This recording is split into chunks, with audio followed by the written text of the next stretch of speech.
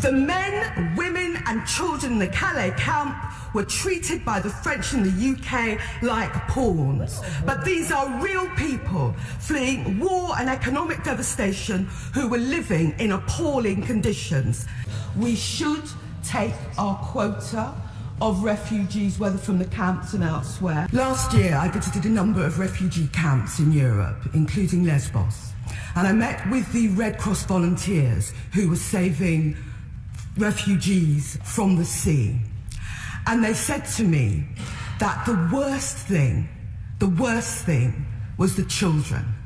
And I think the worst thing about this government's failure to step up to the totality of the refugee crisis is the children. They are sleeping on the street, they are sleeping in formal encampments, and they are making their way back to Calais, Dunkirk and the mud.